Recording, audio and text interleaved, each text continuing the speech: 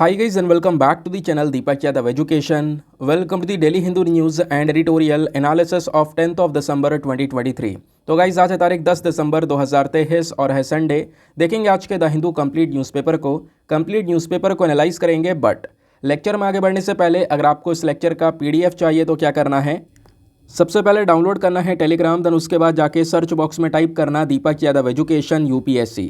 As you can see guys आपको ये वाला चैनल मिल जाएगा, इस पर क्लिक करना और जाकर इस चैनल को ज्वाइन कर लेना। ज्वाइन करने से फ़ायदा क्या होगा, यहाँ पर डेली बेसिस पर लेक्चर का पीडीएफ मिल जाता है, डेली करंट अफेयर के वीडियो का पीडीएफ मिल जाता है और डेली बेसिस पे बहुत सारे डिजिटल नोट्स मिल जाते हैं। नाउ बढ़ते हैं आगे बढ़ने से पहले हमेशा की तरह हम लोग अपने लेक्चर को एक मैप के क्वेश्चन के साथ स्टार्ट करेंगे। तो आज आप सभी को मैप में जाकर देखना है अज़रबैजान को कहाँ पर है ये एग्जैक्टली लोकेटेड, इसको अच्छे से मैप में देखना है। देन उसके बाद आकर नीचे कमेंट सेक्शन में टाइप करना, जिससे कि आप लोग इसको लंबे समय तक याद रख पाओगे। साथ ही साथ एक क्वेश्चन सॉल्व करेंगे जो कि यूपीएससी प्रीवियस ईयर साल 2017 के प्रीलिम्स में पूछा गया था। डेली बेसिस पे हम लोग यहाँ पर एक प्रीवियस ईयर क्वेश्चन को भी सॉल्व करते हैं। क्वेश्चन क्या बोलता है, मणिपुरी संकीर्तन के रेफरेंस में दोस्तों आपके सामने 3 स्टेटमेंट्स हैं, बताना है इनमें से कौन सा स्टेटमेंट सही है। पहला स्टेटमेंट बोलता है ये एक प्रकार का सॉन्ग और डांस का परफॉर्मेंस है। दूसरा बोलता है कि यहाँ पर जो सिम्बल्स है वो इकलौता म्यूजिकल इंस्ट्रूमेंट है जिसका इस परफॉर्मेंस में यूज़ किया जाता है। थर्ड स्टेटमेंट बोलता है भगवान कृष्ण जी की लाइफ को दर्शाने के लिए ये परफॉर्मेंस किया जाता है। तो बताना इन तीनों स्टेटमेंट्स में से कौन सा स्टेटमेंट सही है। नीचे आपको ऑप्शन दिए गए हैं, ऑप्शन नंबर ए 1, 2 एंड 3 तीनों सही हैं, option number E 1 and 3 only, option number C 2 and 3 only, या फिर ऑप्शन नंबर डी 1 ओनली। तो इसका सही आंसर सभी को नीचे कमेंट सेक्शन में देना है, एटलीस्ट सभी को इसमें पार्टिसिपेट करना है, जैसे मैं आप लोगों से डेली बेसिस पे बोलता हूँ। बाय द वे इसका जो करेक्ट आंसर है वो मैंने आपको टेलीग्राम पर प्रोवाइड करवा दिया है, वहाँ से भी आप इसको चेकआउट कर सकते हो। और अगर वहाँ पर आंसर नहीं मिलता है तो भी कोई परेशान होने की ज़रूरत नहीं है, क्योंकि वीडियो के लास्ट में इसके करेक्ट आंसर का डिस्कशन हम लोग करेंगे। तो चलो शुभ आरंभ करते हैं और चलते हैं सबसे पहले थंबनेल वाले इंपॉर्टेंट आर्टिकल की तरफ। आप लोगों ने पिछले 2 दिनों में कहीं ना कहीं दोस्तों इस टॉपिक के बारे में सुन लिया होगा या पढ़ लिया होगा। नहीं पढ़ा है तो कोई बात नहीं, आज मैं आपको यहाँ पर समझाऊंगा। मेफ्टल स्पास ये जो दवाई है इसका नाम सुना होगा कई सारे लोगों ने। होता क्या है एक्चुअली में, जो पीरियड पेन होता है उस दौरान यहाँ पे मेफ्टल स्पास का सबसे ज़्यादा यूज़ किया जाता है फीमेल्स के थ्रू, उस पेन को कंट्रोल करने के लिए। तो ये जो मेफ्टल स्पास है पेन किलर का काम करता है। हुआ क्या, रिसेंटली यहाँ पे सरकार ने इस मेफ्टल स्पास को लेकर एक अलर्ट इशू किया है कि इसको यूज़ क्यों नहीं करना चाहिए, उसके बारे में बताया है। इसके कुछ साइड इफ़ेक्ट्स भी हैं और वो जो साइड इफ़ेक्ट्स हैं वो थोड़े से ज़्यादा बड़े लेवल पर हैं और ऐसा ज़्यादा से ज़्यादा लोगों में दिखाई पड़ रहा है। अगर ऐसा होता है तो उसके लिए क्या करना चाहिए, ये सारी एडवाइजरी आज जारी की गई हैं। तो ये बहुत इंपॉर्टेंट होने वाला है अवेयरनेस के पॉइंट ऑफ व्यू से भी। अगर हम देखें तो इस तरीके से आप देख पाओगे बहुत सारे न्यूज़ आर्टिकल्स यहाँ पे पब्लिश हुए हैं, वायन है, इंडिया टुडे है, इवन द हिंदू न्यूज़पेपर ने भी 2 दिन पहले इस आर्टिकल को कवर किया था। यहाँ पे आप देख पाओगे IPC issues drug safety alert for Meftal spas, और ऐसे आपको ये भी देखने को मिलेगा Meftal advisory why has government issue a safety alert against pain killer. क्यों ऐसा किया गया है सरकार के थ्रू, ज़रा इसको समझने की कोशिश करते हैं। तो यहाँ पे द हिंदू ने बताया आईपीसी ने एक प्रकार का अलर्ट इशू किया। अब ये आईपीसी है क्या, तो दोस्तों ये है इंडियन फार्माकोपिया कमीशन। इन्होंने बोला ये जो नॉर्मल और ये कॉमन ड्रग के तौर पर यूज़ किया जा रहा है आज के समय पर सबसे ज़्यादा, स्पेशली पीरियड पेन के दौरान, तो कहीं ना कहीं इस पर्टिकुलर दवाई से ड्रेस सिंड्रोम हो सकता है किसी भी पर्सन को। अब ये ड्रेस सिंड्रोम क्या है, वैसे यहाँ पर इसको बोला जा रहा है DRESS, लेकिन इसके अपने आप में एक फुल फॉर्म है। क्या फुल फॉर्म है, drug reaction with eosinophilia and systematic symptoms. तो दोस्तों ये है ड्रेस सिंड्रोम, ये होता है कुछ दवाइयों का यूज़ करने की वजह से, ठीक है, और इससे कई सारे प्रकार के एलर्जिक रिएक्शंस हो सकते हैं, ऐसा भी यहाँ पर मेंशन किया गया। अब होता यहाँ पर यह है कि ये जो मेफ्टल स्पास है बेसिकली इसके ऊपर ना एक डिटेल से एनालिसिस कंडक्ट किया गया, और उस एनालिसिस को कंडक्ट करने के बाद में लगभग 7 सितंबर को दोस्तों ये सारी जो एडवाइजरीज है वो जारी की गई हैं, और ये बताया गया है कि जो मेफ्टल एक कॉमन दवाई जिसका हम यूज़ कर रहे हैं इसके ढेरों इम्पैक्ट पड़ सकते हैं। अभी मैं आपको बताऊंगा क्या इम्पैक्ट पड़ सकता है। अगर ऐसा कुछ सिम्टम्स, ऐसे कुछ लक्षण दिखाई पड़ते हैं किसी के अंदर, तो उनके लिए यहाँ पर वेबसाइट पर फॉर्म फिल करने का ऑप्शन है, प्लस उनके लिए हेल्पलाइन नंबर भी जारी किया गया है। वो हेल्पलाइन नंबर है 1800 180 और 3024, ठीक है। इस हेल्पलाइन नंबर से सहायता मिल जाएगी। अब सवाल यहाँ पर यह है एग्जैक्टली क्या सिम्टम्स नज़र आ रहे हैं इस मेफ्टल स्पास का यूज़ करने की वजह से। तो दोस्तों सबसे पहले स्किन के ऊपर रैशेस, फीवर होने लगा। उसके साथ साथ दोस्तों यहाँ पे ब्लड से संबंधित कई सारे प्रकार के डिसऑर्डर्स देखने को मिल रहे हैं।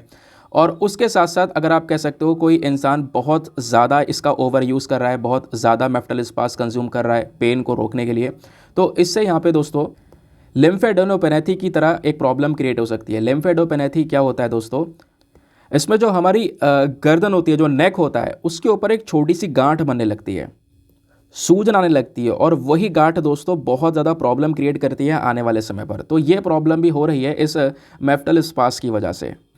और केवल पीरियड पेन के लिए नहीं, उसके साथ साथ कई सारी और भी प्रकार की प्रॉब्लम्स के लिए इस दवाई का यूज़ किया जा रहा है। हल्के से लेकर थोड़ा ज़्यादा तेज जो पेन होता है उसके लिए मेफ्टलिस्पास कंज्यूम किया जा रहा है। सूजन के लिए, बुखार के लिए, डेंटल पेन के लिए, दांतों में दर्द है, उसके लिए भी कहीं ना कहीं आजकल ये मेफ्टलिस्पास का यूज़ है, बहुत ज़्यादा है। तो इसी को देखते हुए जो हेल्थ केयर प्रोफेशनल्स उन्होंने एडवाइस किया है कि आप सतर्क रहें।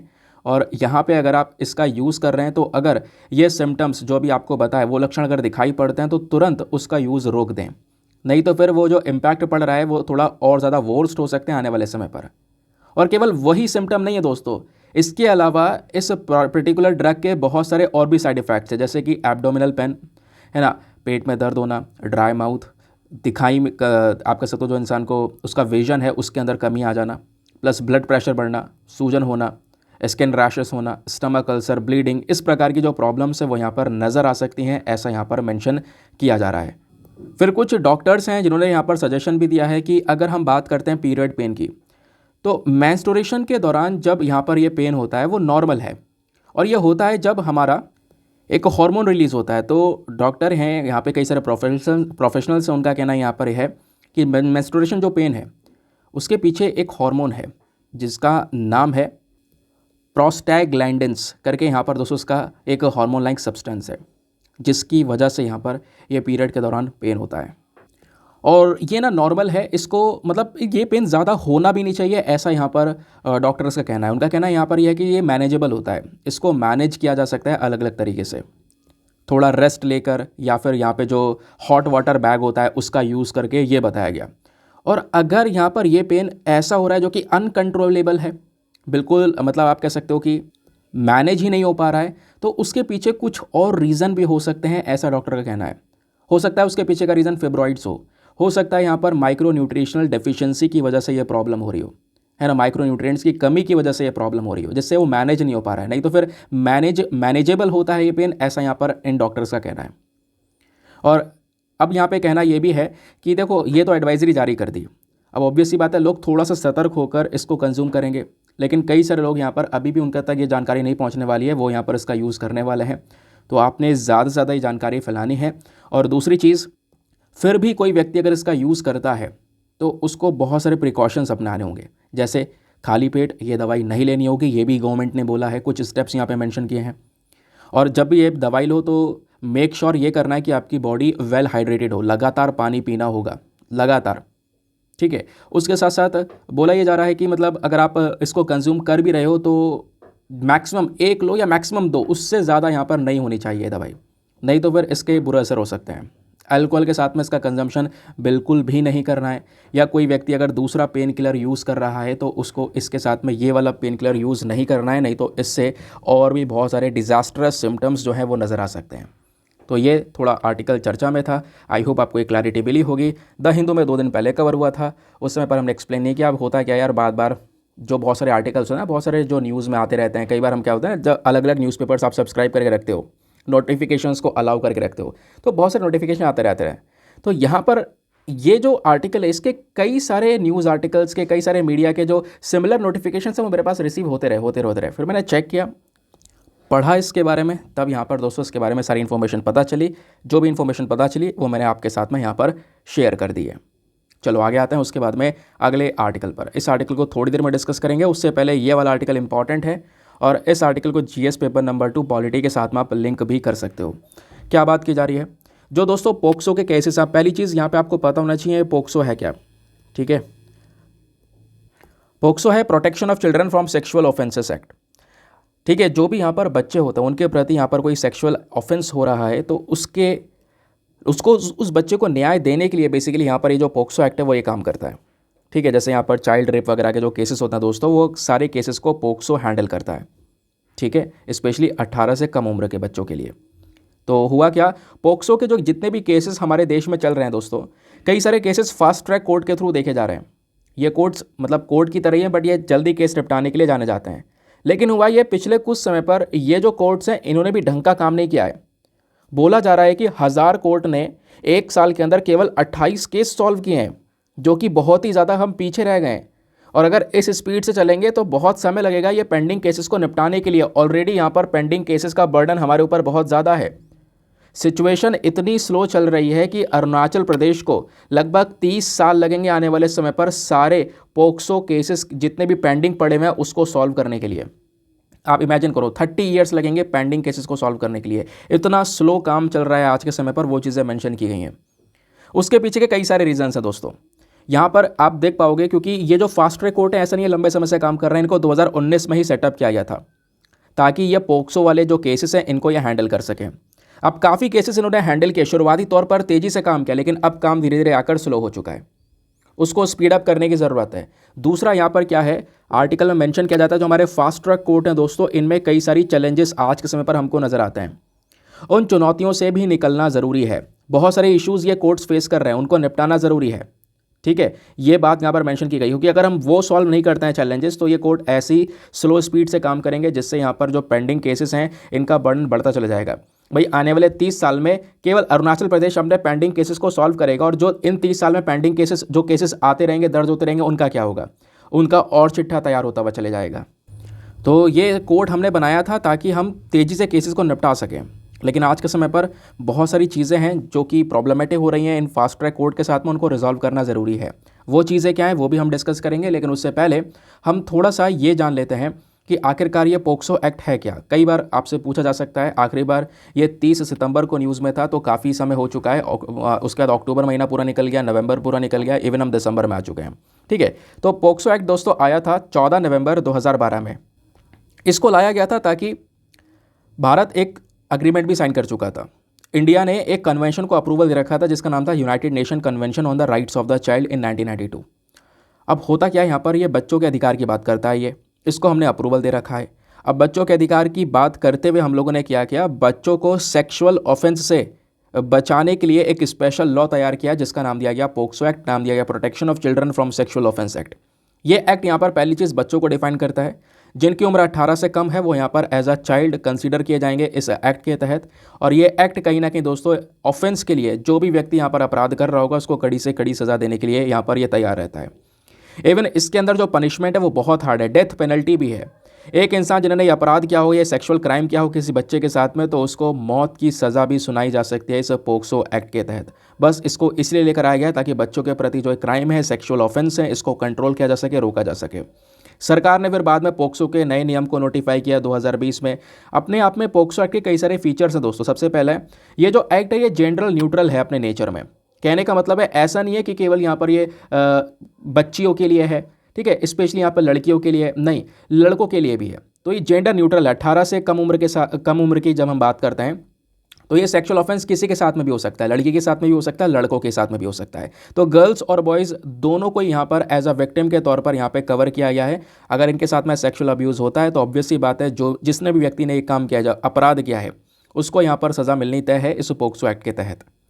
तो इसका सबसे पहला फीचर यही है कि ये एक्ट जेंडर न्यूट्रल है। दूसरा, केस को रिपोर्ट करने में काफ़ी ज़्यादा आसानी रहती है। ऐसा नहीं है यहाँ पर कि ज़्यादा कोई झमेला हो, क्योंकि यहाँ पर आप कह सकते हो आज के समय पर अच्छी खासी अवेयरनेस हो चुकी है पोक्सो एक्ट के बारे में कि हाँ अगर चिल्ड्रन के खिलाफ कोई सेक्सुअल एक्सप्लॉयटेशन है तो यहाँ पर किस तरीके से इन केस को रजिस्टर किया जा सकता है ना, पोक्सो एक्ट के तहत। एक समय पर ये थोड़ा ज़्यादा मुश्किल था, बट आज के समय पर ये चीज़ें काफ़ी ज़्यादा अवेयरनेस फैला चुकी हैं सभी जगह पर। दूसरी चीज़ अगर आप देखोगे, इसमें कुछ नए ऑफेंसेस को भी ऐड कर रखा है, जैसे स्टोरेज ऑफ चाइल्ड पोर्नोग्राफी। अगर कोई व्यक्ति चाइल्ड पोर्नोग्राफी को प्रमोट करता है या इवन उसको प्राइवेट स्पेस में भी देखने की कोशिश कर रहा है या उसको स्टोर करने की कोशिश कर रहा है, किसी को सेंड करने की कोशिश कर रहा है, तो दोस्तों वो एक नया अपराध है, एक ऑफेंस है, और उस व्यक्ति को भी यहाँ पर आईपीसी के तहत यहाँ पे सज़ा दी जा सकती है, पनिशमेंट दिया जा सकता है। ये था यहाँ पर पोक्सो एक्ट के फीचर्स। लेकिन हुआ क्या, ये एक्ट आया, स्टार्टिंग में बड़ी तेज़ी से काम किया, लेकिन धीरे धीरे इसमें कुछ समस्याएं, कुछ चुनौतियां हमको नज़र आनी शुरू हो गई।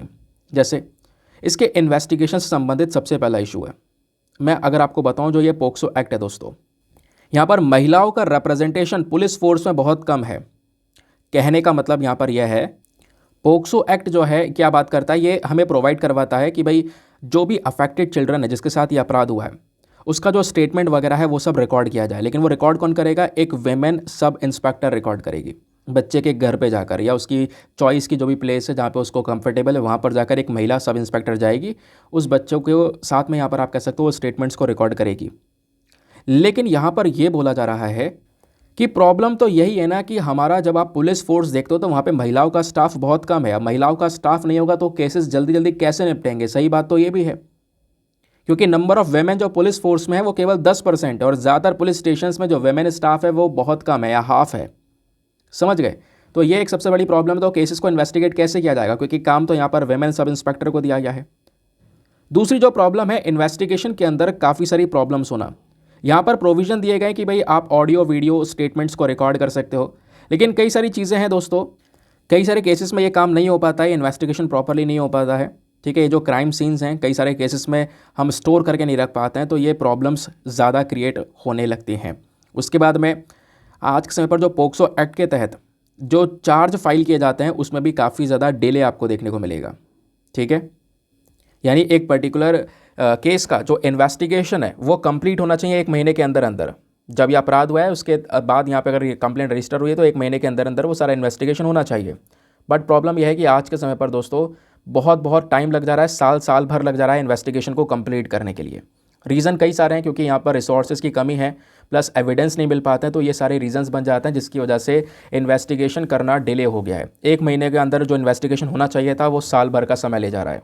समझ गए? तो इस चक्कर में भी जो हमारे कोर्ट्स हैं वो सही से केसेस को निपटा नहीं पा रहे हैं। फिर बात आती है हमारे फास्ट ट्रैक स्पेशल कोर्ट्स की।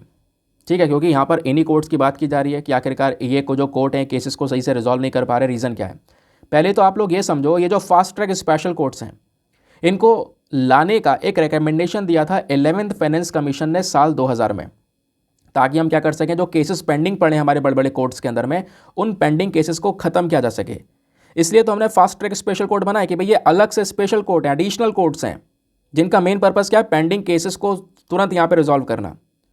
ठीक है, और ये केस ऐसे मतलब ये कोर्ट्स बनाए गए। फिर 2011 में सेंट्रल गवर्नमेंट ने ये जो फंड देना शुरू किया था फास्ट ट्रैक कोर्ट को, ये बंद कर दिया। फिर दिसंबर 2012 में एक गैंगरेप और मर्डर केस आया, जहाँ पर हमारी केंद्र सरकार ने एक निर्भया फंड बनाया। देन उसके बाद में वापस से फास्ट ट्रैक महिला कोर्ट स्पेशल कोर्ट्स को तैयार किया गया। और आज के समय पर कई सारे स्टेट जैसे उत्तर प्रदेश, जम्मू कश्मीर, बिहार, इनके सबके पास में अपना फास्ट ट्रैक स्पेशल कोर्ट है जो कि स्पेशली रेप के केसेस को देखने का काम करता है। तो फास्ट ट्रैक स्पेशल कोर्ट्स क्या हैं ये आपको थोड़ा समझ में आ गया। इसका मेन काम क्या है, तुरंत हाई स्पीड में जस्टिस प्रोवाइड करवाना। और 2019 में सरकार ने इस स्कीम को अप्रूव किया, जहां पर 1023 फास्ट ट्रैक स्पेशल कोर्ट पूरे देश में बनाने के लिए यहां पर घोषणा की। और अभी यहां पर ये इसका टर्म खत्म हो रहा था, इसको वापस एक्सटेंड कर दिया गया है। आने वाले 5 साल के लिए ये जो स्कीम है ये वापस से काम करने वाली है और बहुत सारे फास्ट ट्रैक स्पेशल कोर्ट्स को ओपन किया जाएगा। और मैं आपको बता दूं ये जो स्कीम है इसका परफॉर्मेंस कैसा रहा। यहाँ पर इस साल की बात कर रहा हूँ, इस साल जून 2023 तक जो ये फास्ट ट्रैक स्पेशल कोर्ट है इन्होंने सक्सेसफुली 1,74,000 से ज़्यादा जो केसेस रेप वाले और पोक्सो एक्ट वाले जो केसेस थे उनको यहाँ पर तुरंत इन्होंने सही कर दिया, मतलब वो जो केसेस है वो देखने का काम किया। ठीक है, तो यानी कि बिल्कुल एक स्पीडी ऑफ जस्टिस यहाँ पे प्रोवाइड किया जा रहा है। लेकिन फिर भी जो हमारे फास्ट ट्रैक कोर्ट्स हैं वो थोड़ी सी प्रॉब्लम फेस कर रहे हैं, क्योंकि यहाँ पे अगर आप देख पाओगे तो 763 फास्ट ट्रैक स्पेशल कोर्ट्स आज के समय पर काम कर रहे हैं, जिसमें से 412 कोर्ट स्पेशली पोक्सो कोर्ट्स कहलाते हैं, यानी कि वो इस प्रकार से जो बच्चों के प्रति सेक्सुअल क्राइम्स हैं वो वाले केसेस देखने का काम कर रहे हैं। लेकिन हुआ क्या, ये फास्ट ट्रैक स्पेशल कोर्ट कुछ चैलेंजेस फेस कर रहे हैं आज के समय पर, जिसकी वजह से काम स्लो हो चुका है। और पहला चैलेंज है इनएडिक्वेट इंफ्रास्ट्रक्चर बहुत ही ज़्यादा बेकार होना, जिसकी वजह से दोस्तों केसेस जल्दी हैंडल नहीं कर पा रहे हैं। कहोगे ये क्या रिलेशन है? देखो, जो स्पेशल कोर्ट्स इंडिया में, ठीक है, ये रेगुलर कोर्ट्स की तरह काम करने के लिए यहाँ पर तैयार हैं, लेकिन एक प्रॉपर इंफ्रास्ट्रक्चर इनको नहीं मिल पा रहा है। ठीक है, अब प्रॉपर इंफ्रास्ट्रक्चर नहीं है, इस चक्कर में जजेस की संख्या कम है। अब जजेस की संख्या कम है तो ऑब्वियस ही बात है कुछ जजेस के ऊपर में वर्कलोड ज़्यादा पड़ जाएगा। ठीक है, जो स्टाफ है वो बहुत कम है लेकिन वर्क बहुत ज़्यादा है, तो वो जो स्टाफ है वो उस वर्कलोड को झेल नहीं पा रहा है। पहली चीज़ यहाँ पर दोस्तों यही है। और इस डेटा के अकॉर्डिंग मैं आपको एक डेटा बताता हूँ ministry of law and justice का। उन्होंने बोला मई 2023 तक जो दिल्ली का फास्ट ट्रैक स्पेशल कोर्ट है उन्होंने केवल और केवल 19% केस ही देखे हैं, जो कि हमारे देश में सबसे ज़्यादा कम आपको देखने को मिलेंगे। ठीक है, तो बहुत कम केसेस आज के समय पर इन कोर्ट्स के माध्यम से देखे जा रहे हैं। दिल्ली ने केवल यहाँ पर कुछ केसेस ही देखे हैं, और जबकि पेंडिंग केसेस यहाँ पे हज़ारों में हैं, ऐसा बोला जा रहा है। और एक और प्रॉब्लम इसके अंदर वो है vacancies of lack of training. भाई जजेस की कमी होना, जैसे मैं आपको बता चुका हूँ, ठीक है। अब जजेस की कमी है क्योंकि वैकेंसीज प्रॉपर नहीं है, जिसकी वजह से कोर्ट के ऊपर सीधा असर पड़ेगा। 2022 में जो ये लोअर कोर्ट्स है पूरे हमारे इंडिया के अंदर में, इनका वैकेंसी रेट 23% था। और जो रेगुलर जजेस हैं नॉर्मल कोर्ट्स के, वो अक्सर इन कोर्ट्स के अंदर में, फास्ट ट्रैक कोर्ट्स के अंदर में भेज दिए जाते हैं। दोस्तों, इन कोर्ट्स को जजेस की ज़रूरत है, स्पेशल ट्रेनिंग की ज़रूरत है, ताकि वो स्पेशली और तेज़ी से इन केसेस को हैंडल कर सकें। समझ गए? तो ये फास्ट ट्रैक स्पेशल कोर्ट की बात हो गई, पोक्सो एक्ट की बात हो गई, क्या है पर्टिकुलर सिनेरियो वो आपको यहाँ पे समझ में आ गया, रीज़न समझ में आ गए। तो ये हमारा केवल आर्टिकल था, लेकिन आर्टिकल से ज़्यादा इंपॉर्टेंट वो बैकग्राउंड इन्फॉर्मेशन था जो आपने स्क्रीन पर नीचे की साइड में देखा। इसी तरीके से आपको बहुत सारे आर्टिकल में इस प्रकार का इन्फॉर्मेशन प्रोवाइड करवाया जाएगा। ठीक है, आगे आते हैं दोस्तों। आगे बढ़ने से पहले आप लोगों के साथ में एक इंपॉर्टेंट इन्फॉर्मेशन शेयर करनी है। अगर आप लोग हमारे पेड ग्रुप्स को ज्वाइन करना चाहते हो तो आपके पास में अभी भी एक बढ़िया चांस है इसको ज्वाइन करने का। यहाँ पर डेली करंट नोट्स के PDF वगैरह प्रोवाइड करवाए जाते हैं। जैसे मैं आपको बताऊँ, 2 आर्टिकल में डिस्कस किए, जैसे फास्ट ट्रैक कोर्ट वाला आर्टिकल डिस्कस किया, तो आर्टिकल खास इंपॉर्टेंट नहीं है, लेकिन पीछे का जो इन्फॉर्मेशन है वहीं से एग्जामिनेशन में सवाल पूछा जाएगा, वही आपके नोट्स हैं, वही आपने लिखना भी है, हर एक चीज़ यहाँ पर वहीं से करनी है। ठीक है, तो वो सारी चीज़ें अगर आप नोट्स बनाने बैठोगे, क्या लिखें क्या ना लिखें, तो उसमें पूरा टाइम निकल जाएगा, आप 2, ढाई, 3, 4 घंटे ही बर्बाद कर दोगे। तो उसका एक अच्छा सोल्यूशन यही कि आप केवल वीडियो देखो और उसको फिर साइड में कर दो, क्योंकि दोस्तों जो भी बैकग्राउंड डेटा है वो सब आपको PDF के फॉर्म में कंपाइल करके रोज़ाना इस ग्रुप में प्रोवाइड करवाया जाता है। डेली के नोट्स आपको मिलते हैं, और ये जो PDF होता है ये प्रिंटेबल फॉर्म का होता है, चाहो तो आप प्रिंट आउट वगैरह निकलवा सकते हो।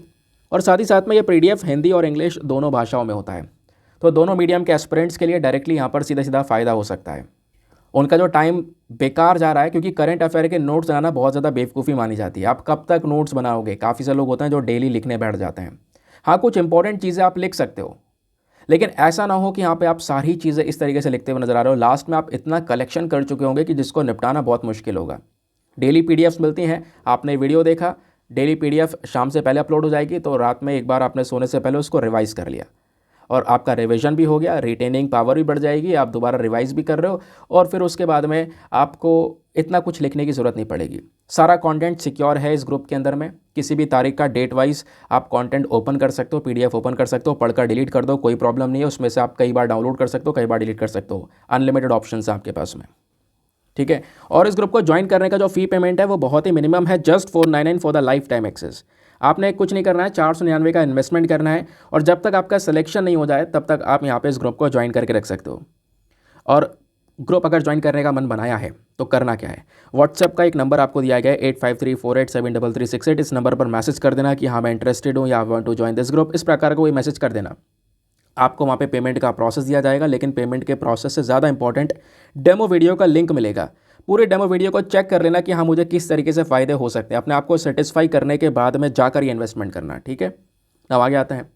बाकी दोस्तों एक बात और हमेशा बोलता हूँ यार, मेक श्योर करा करो वीडियो पे जो लाइक का बटन है उसको प्रेस कर दिया करो। एक छोटा सा टारगेट है हमारा 5000 लाइक्स का, जिसको आप सपोर्ट कर सकते हो।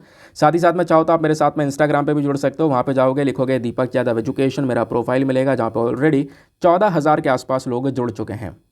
आज संडे है, संडे में सेशन थोड़ा सा शॉर्ट ही रहता है, छोटा रहता है। आज थोड़ा सा डिले भी हो गया है, कल काफ़ी ज़्यादा काम था यार, रात में कल लेट सोए हैं, इस चक्कर में आज डिले हो गया है काम। कोई बात नहीं, मेंटेन करेंगे वापस से।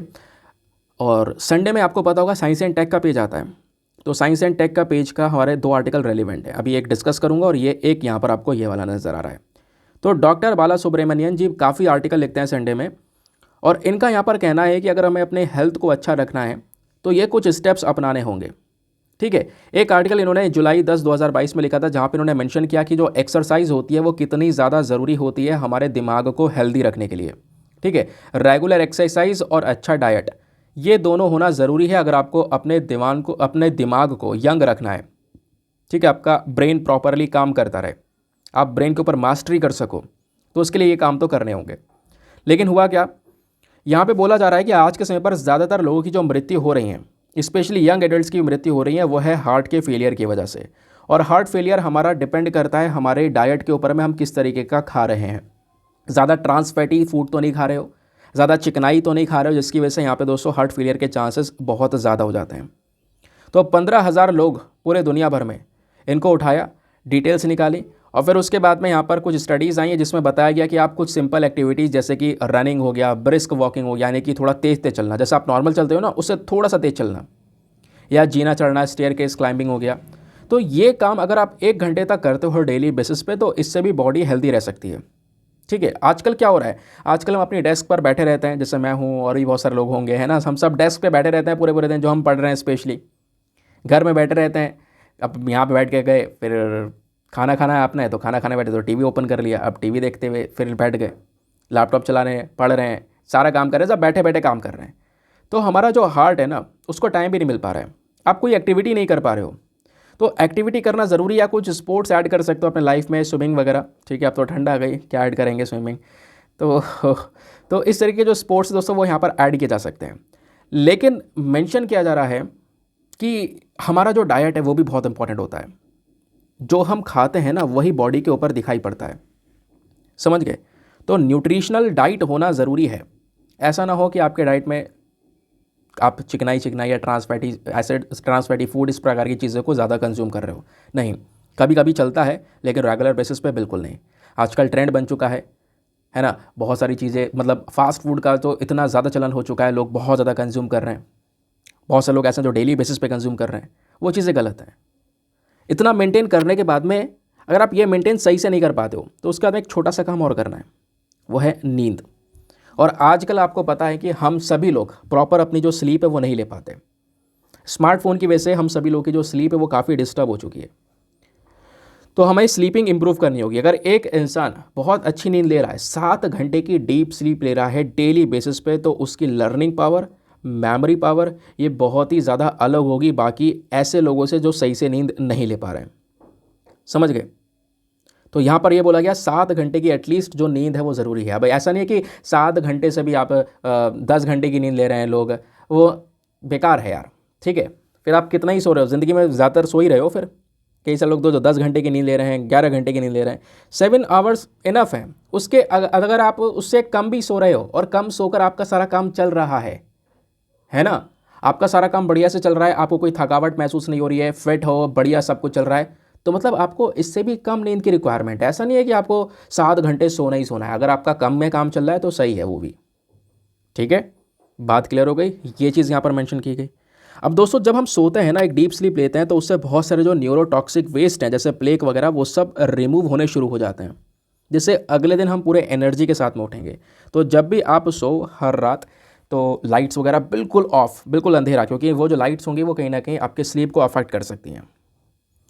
तो बिल्कुल आपको फ़ोन वगैरह दूर रखना है, आपसे साइलेंट मोड पे रखना है और एक डीप स्लीप लेने की कोशिश करनी है, जिससे कि यहाँ पर आप नेक्स्ट जब उठो तो अपना पूरा 100% दे सको, आपके अंदर प्रॉपर एनर्जी हो, समझ गए। क्योंकि अगर नींद प्रॉपर नहीं होगी तो अगले दिन भी यहाँ पर आप पूरे दिन सोचो यार नींद आ रही है नींद आ रही है, ऐसा यहाँ पर पूरा दिन निकल जाएगा। ठीक है, ये बात यहाँ पर राइटर ने मेंशन की है। आई होप आपको क्लैरिटी मिल चुकी है। इसमें कोई ज़्यादा खास नहीं है, बट यहाँ पे अवेयरनेस के पर्सपेक्टिव से ज़्यादा चीज़ें हैं। चलिए अगले आर्टिकल पर आते हैं। यहाँ पर मेंशन किया गया है green turtles nesting range expends under warming climate. जो ग्रीन टर्टल्स होता है, बहुत इंपॉर्टेंट पॉइंट है, कभी कभी यहाँ पर यह न्यूज़ में रहा है ग्रीन टर्टल, बहुत कम न्यूज़ में रहा है। मैं आपको बताऊँ 2022 में रहा था, वो भी जून या जुलाई के समय पर। तो लगभग 1 साल बाद, स्पेशली 1.5 साल बाद यहाँ पर यह आर्टिकल चर्चा में आ रहा है। ठीक है, ग्रीन टर्टल स्पेशली। तो एक रिपोर्ट पब्लिश हुई है हमारे हिंदू के साइंस एंड टेक पेज पर, जहाँ पर बोला जा रहा है कि जो ग्लोबल टेम्परेचर है, दुनिया भर का जो टेम्परेचर है जिस तरीके से इंक्रीज़ हो रहा है, गर्मी बढ़ रही है, इससे कहीं ना कहीं जो ग्रीन टर्टल का नेस्टिंग रेंज है, ठीक है, यहाँ पे इनका अंडा देने का जो पूरा का पूरा आप कह सकते हो कि पूरा प्रोसेस है, ये भी तेज़ी से बढ़ता जा रहा है, स्पेशली मेडिटेरेनियन सी के अंदर में।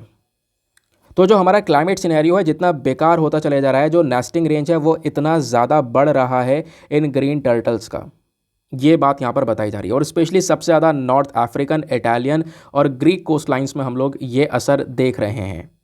ठीक है, तो जब टेम्परेचर बढ़ता है तो जैसे अगर हम लोग ग्रीन टर्टल की बात करेंगे तो समुद्र में पाए जाते हैं गहराई में, तो वहाँ पर नीचे सैंड को खोदते हैं, खोदने के बाद में एक घोंसला बनाया अपने लिए और वहीं पर अपने अंडे वगैरह रख कर और उनकी सुरक्षा करते हैं, अंडों को वहीं पर देते हैं। ठीक है, टर्टल्स कई सारे बाहर भी आता है, आपको पता है कि जो समुद्र में ऑलिव रेडेड टर्टल भी रहते हैं। अब वो ओडिशा में जब इनको अंडे देना होता है तो वो सीधा समुद्र से बाहर आते हैं, बीच पर आते हैं, वहाँ पर गड्ढा खोदते हैं, अंडे देते हैं, उसके बाद अपने एरिया तक जाते हैं। ठीक है, तो इस तरीके से दोस्तों ये टर्टल की नेस्टिंग चलती है। लेकिन जब हम बात करते हैं इन ग्रीन टर्टल्स की, तो ग्रीन टर्टल का कॉन्सेप्ट थोड़ा सा अलग बैठ रहा है। यहाँ पर यह है कि टर्टल्स की वैसे कई सारी प्रजातियाँ हैं, समुद्र में भी कई सारे प्रकार के स्पीशीज़ जो हैं टर्टल्स की वो पाई जाती हैं। लेकिन एक रिसर्च ग्रीन टर्टल पे की गई जिसका साइंटिफिक नेम है किलोनिया मेडेस। इनका जो पॉपुलेशन है वो इंक्रीज़ हो रहा है, जबकि काफ़ी सारे टर्टल्स कहीं ना कहीं गर्मी बढ़ने की वजह से एक्सटिंक्ट हो रहे हैं, ख़त्म हो रहे हैं। ठीक है, तो ये चीज़ हमको यहाँ पर नज़र आ रही है। तो एक जो पूरा 72 केस है क्लाइमेट सिनेरियो का, यहाँ पे आप देख पाओगे तो जो नेस्टिंग रेंज है वो भी यहाँ पर इंक्रीज़ हुआ है 62.4% से, स्पेशली यहाँ पे नॉर्थ अफ्रीका में नॉर्थ अफ्रीका की जो कोस्ट लाइन है, स्पेशली अल्जीरिया वगैरह की बात कर रहे हैं, इटली, ग्रीस, एड्रियाटिक सी, यहाँ सभी जगह पर जो चीज़ें हैं इनकी जो नेस्टिंग है वो यहाँ पर इंक्रीज़ हुई है।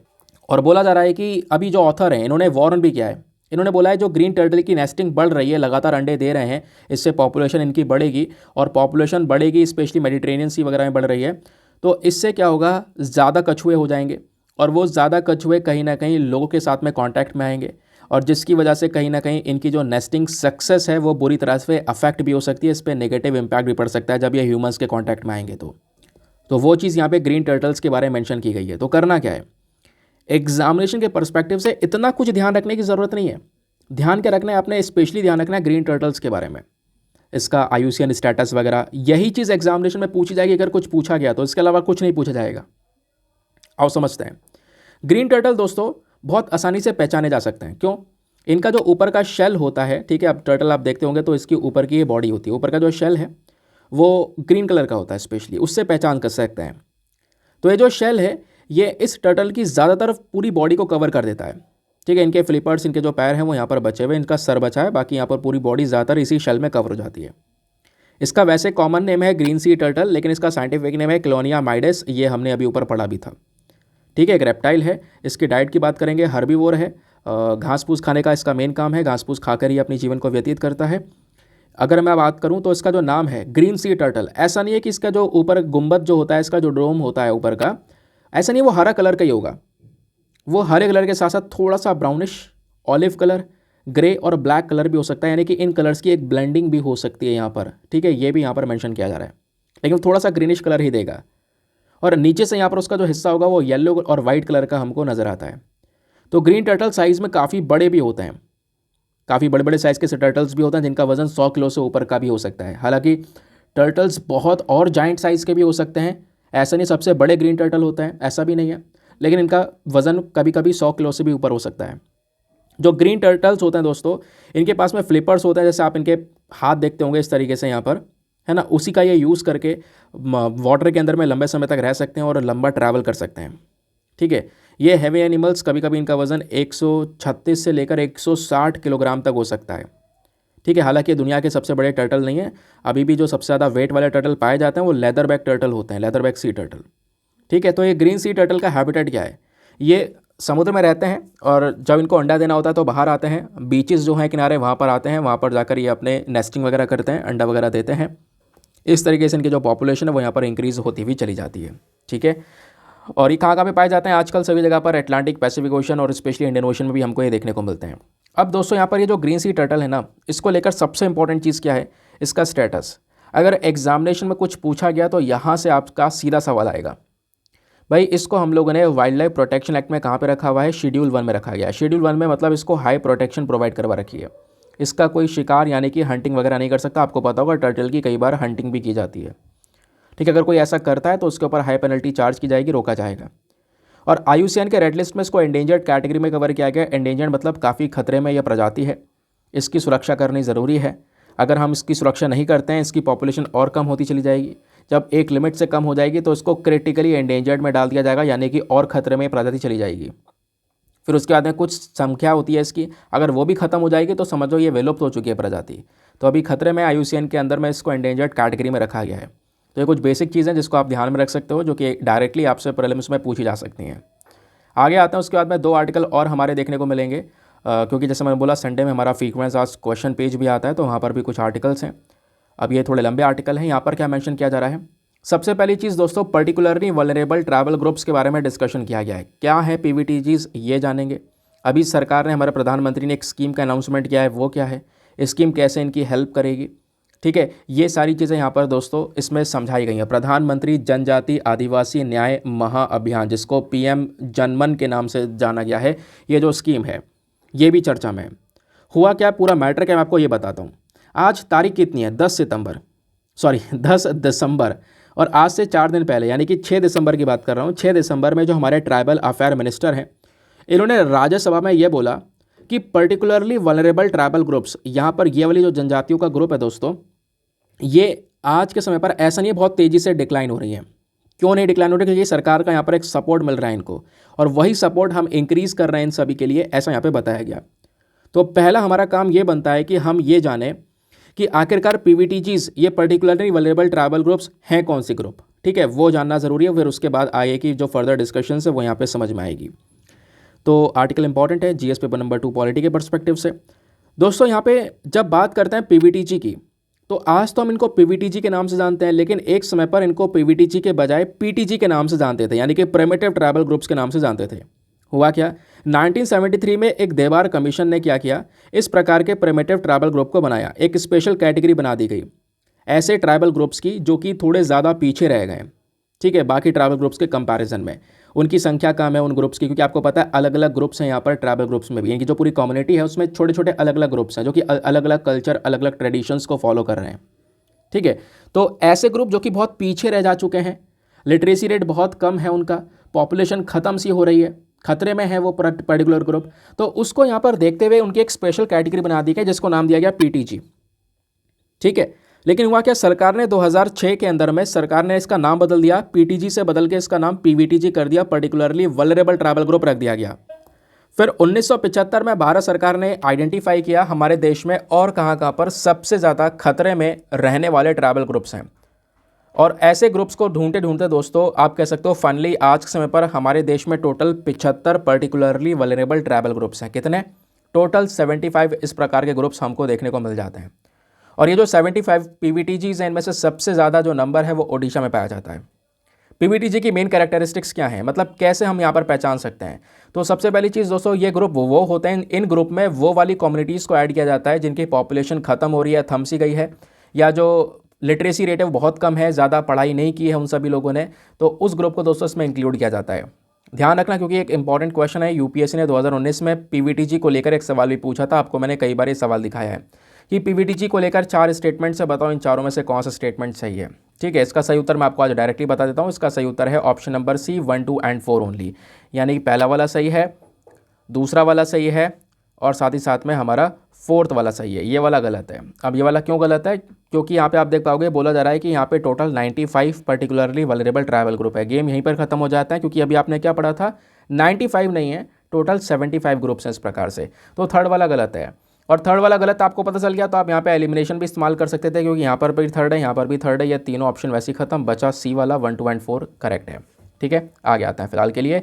अब बात करते हैं, देखो हमारे प्रधानमंत्री जी ने पर्टिकुलरली वल्नरेबल ट्राइबल ग्रुप्स के लिए कुछ मिशंस को स्टार्ट किया, एक मिशन को स्टार्ट किया, स्कीम को स्टार्ट किया। जैसा आप यहाँ पर ऊपर देख पाओगे, जो हमारी कैबिनेट है इन्होंने 24,000 करोड़ रुपया, 24,000 करोड़ रुपया प्रधानमंत्री जनजाति आदिवासी न्याय महाअभियान के तहत अप्रूव किया, जिसका मेन मकसद यहाँ पर क्या है कि जो ये particularly vulnerable tribal group development mission है, जिसको हम पीएम पीवीटीजी के नाम से जानते हैं, इस मिशन के तहत basic facilities in tribal groups को दी जाए।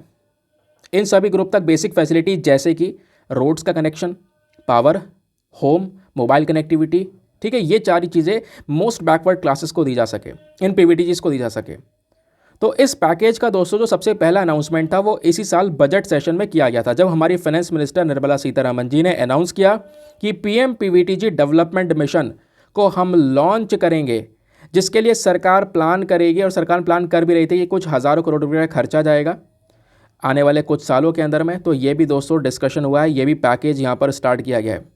तो इन सब पैकेज के तहत जो हमारे स्पेशली ट्राइबल पॉपुलेशन है उनके लिए यहाँ पर एक बजट रखा गया था कि भाई 15,000 करोड़ रुपए डेडिकेट किया गया है इस पर्टिकुलर मिशन को, आने वाले 3 साल में खर्चेंगे। ये स्कीम सीधा 3.5 लाख ट्राइबल कम्युनिटीज़ को फ़ायदा पहुँचाएगी। इसमें डेवलपमेंट के ऊपर फोकस किया है, infrastructure, investment, green growth, youth power, financial sector, इन सब चीज़ों के ऊपर पैसा खर्चा जाएगा, ऐसा यहाँ पर बोला गया था। ठीक है।